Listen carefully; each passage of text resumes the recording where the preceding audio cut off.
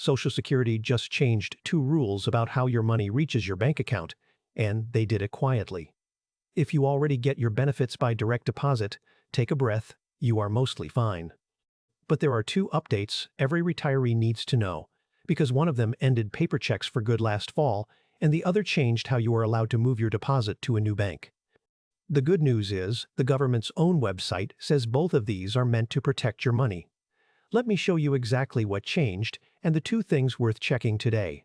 I'm Daniel Brooks, and this is the Money Desk. The usual honesty first, I'm not a financial advisor, and I don't work for the government. I just read Social Security's own announcements, so you don't have to, and everything today comes straight from ssa.gov with the links under the video. And I want to promise you something up front. This is not one of those videos that tells you the government is about to stop your check. Nobody is stopping your check. This is about two housekeeping changes, what they mean, and the 15 minutes of checking that keeps everything running smoothly. Let me set the table, because the titles floating around on this topic are designed to make your heart race. Change number 1, paper Social Security checks, the kind that came in the mail, are gone. As of the end of September last year, Social Security stopped mailing them and moved to electronic payments only. Change number 2, the rules for how you change your direct deposit, meaning how you move your benefit from one bank to another, got tighter in 2025. Not to make your life harder. To stop thieves who were rerouting people's payments. That's the whole episode. 2 changes, and for each one, the plain English version of what happened, and what, if anything, you need to do. Here is the part I want you to hold on to through the whole video. If your Social Security already lands in your bank account every month, the way it has for years, then most of this is just good news happening quietly in the background. You are not the one who has to scramble. But you might be the person who helps someone who does. So let's take them one at a time. For as long as most of us can remember, some people got their Social Security as a paper check in the mailbox. That era officially ended. Here is what happened. At the end of September of last year, Social Security completed its move to fully electronic payments. No more printing and mailing paper checks. And by this year, that transition is essentially finished across the board. Now, before anyone panics, here is the number that should calm you down. By the time this change took effect, fewer than 1 in 100 beneficiaries were still getting a paper check. 99% of people were already receiving their money electronically and never noticed a thing. So if you have been getting direct deposit, this headline was never about you. But that small slice of people still on paper checks matters, because they tend to be the ones who can least afford a missed payment. Folks in their late 80s and 90s. People in rural areas. People who never opened a bank account. And if that is you, or your mother, or a neighbor you look in on, I do not want you caught off guard. So let's talk about exactly what to do. Quit pause on the why, because it actually matters for your peace of mind. Social Security did not do this to be difficult. They did it because a paper check in the mail is the least safe way to move money that exists today. According to the government's own figures, a paper check is about 16 times more likely to be lost, stolen, altered, or returned than an electronic payment. 16 times. Think about what that means in real life. A check sitting in an unlocked mailbox. A check that gets forwarded to the wrong address after a move. A check a thief fishes out, washes the ink off, and rewrites to themselves. Every one of those is a retiree who suddenly has no money that month and a long fight to get it back. I think about a woman I'll call Ruth because her story is really 1,000 stories. Ruth is 87, lives alone, and for decades her Social Security came as a check on the 3rd of the month. One winter, the check never showed. Somebody had pulled it from her mailbox, and by the time she realized it was missing, it had already been cashed. She spent 6 weeks on the phone, with no grocery money in the meantime, just to prove it was stolen and get it replaced. Her daughter set up direct deposit that same month, and Ruth has never had a scare since. That is the exact heartache this change is designed to end. Electronic payment closes that whole category of theft. The money goes straight from the Treasury into your account, and it cannot be pulled out of a mailbox because it never sits in one. So while nobody loves change, this one is genuinely on your side. All right, here is the action part for anyone still on paper, and it comes down to 2 simple roads. Road 1, and this is the one most people should take, is direct deposit into a bank or credit union account. If you have a checking or savings account, you sign up to have Social Security deposited straight into it. You can do this at ssa.gov through your My Social Security account, which I will walk you through in a few minutes, or by calling Social Security directly. Once it is set, your payment shows up on the same schedule, every month, no mailbox required. Road 2 is for people who do not have a bank account and do not want one, and this is important because a lot of advice forgets these folks exist. There is a government prepaid debit card called Direct Express. Your Social Security loads onto that card every month, and you use it like any debit card, at stores, at the ATM, to pay bills. No bank account needed. You can enroll in Direct Express by phone or online, and I will put the official link in the description.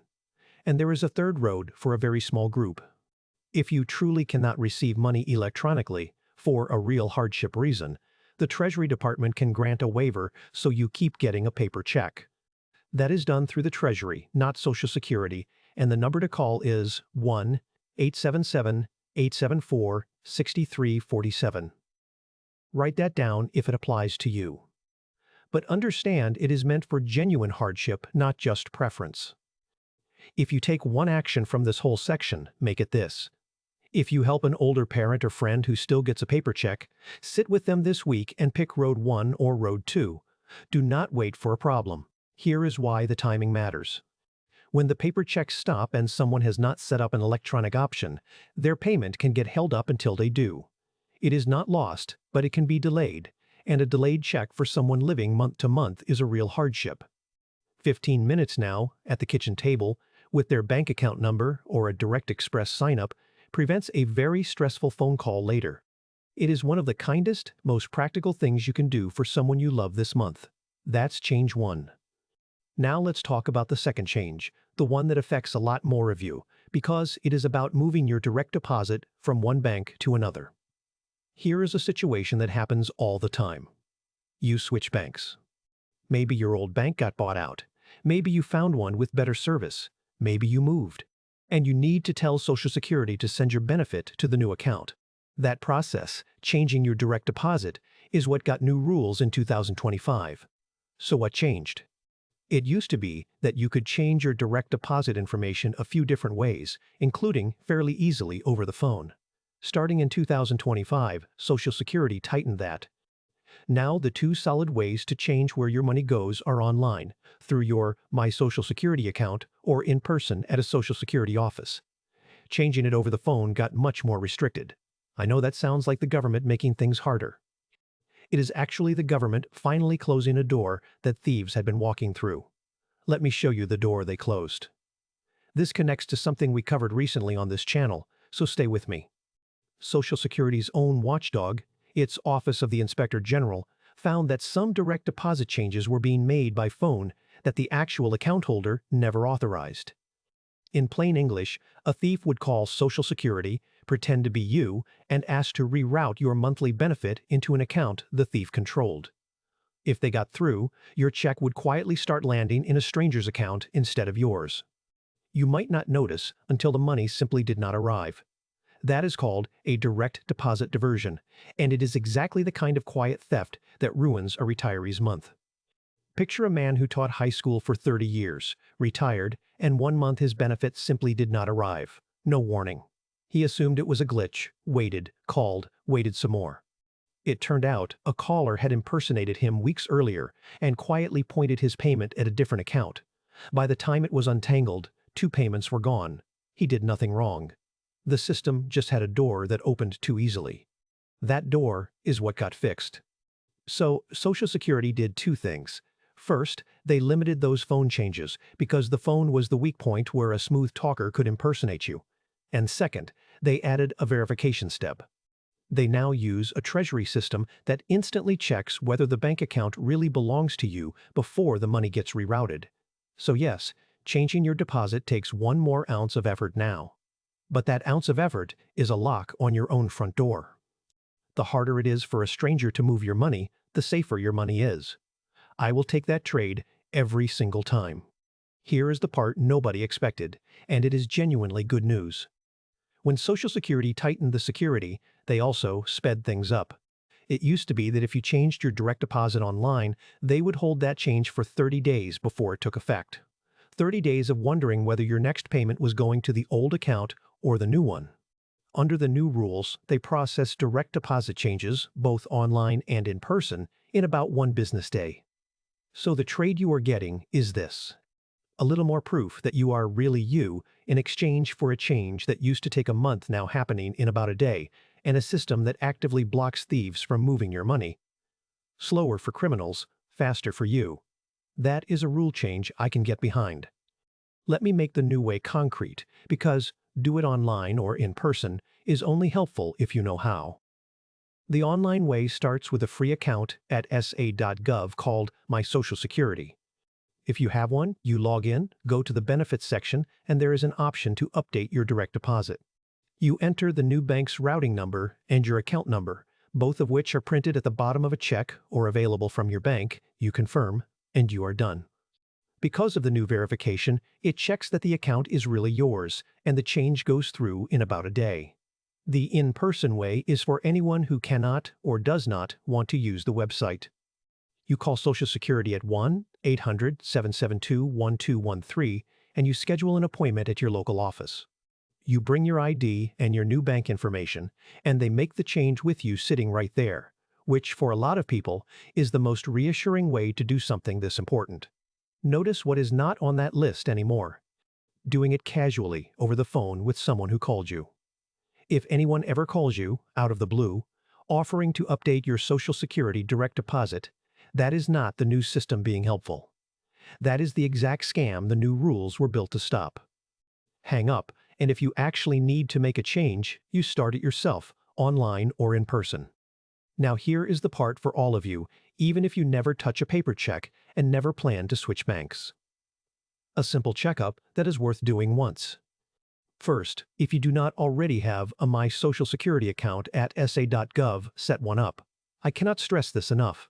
That free account is now the key to almost everything: checking your benefit, updating your deposit, protecting your record. And here is a quiet security benefit. When you claim your own online account, you make it much harder for a thief to create one in your name and mess with your information. Claiming your account is like putting your name on your own mailbox before someone else does. Second, take 1 minute and confirm your Social Security is landing in the account you think it is. Log in or check your bank statement and make sure the deposit shows up where it should in the right amount on your usual date. Most of the time, everything is perfect. But that 1 minute is how you would catch a problem early instead of late.